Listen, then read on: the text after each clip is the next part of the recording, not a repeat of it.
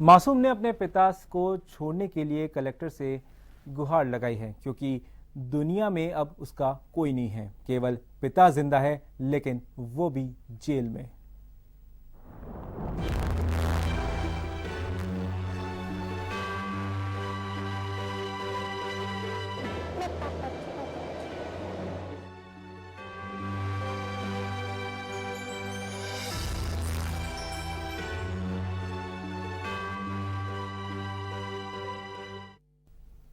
जयपुर में 5 साल की मासूम ने कलेक्टर से गुहार लगाई है कि उसके पिता जेल में हैं और मां ने सुसाइड कर लिया है। मासूम का अब इस दुनिया में कोई नहीं है। मां को जब से होश संभाला तब से नहीं देखा।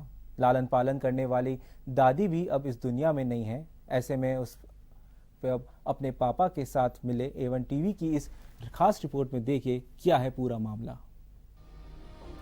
आंखों में मासूमियत, चेहरे पे उदासी और मासूमी।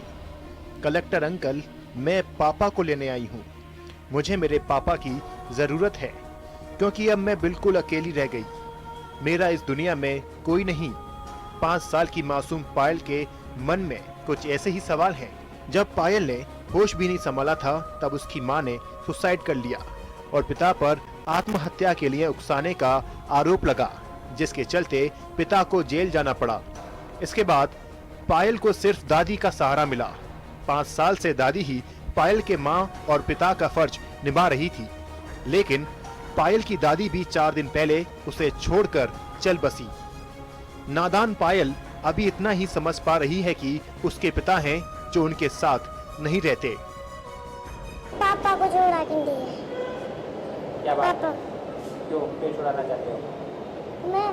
मेरा ध्यान कौन रखेगा? पापा कहाँ पे आपके? जेल में। कलेक्टर साहब से। क्या बोलोगे उनको मिलके? मेरे पापा को। पायल की दादी का अंतिम संस्कार तो हो गया, लेकिन अब तक अस्थियां गंगा में विसर्जित नहीं हुई। दादी के चले जाने के बाद पायल अब अकेली रह गई। दादी तो चली गई, अंतिम संस्कार भी हो गया, अब तक अस्थियां गंगा में विसर्जित नहीं हुई।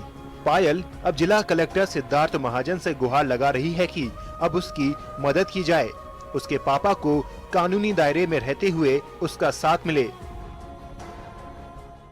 इसके पापा को आजीवन कारावास की सजा हुई है। इसकी मम्मी ने सुसाइड लिया तकरीबन 6 साल पहले, तो उस केस के अंदर इसके पापा को आजीवन कारावास। अभी इसकी दादी की एक्सपायर हो गई 4 दिन पहले, 24 नवंबर 2016 को इसकी दादी जी एक्सपायर हो गई।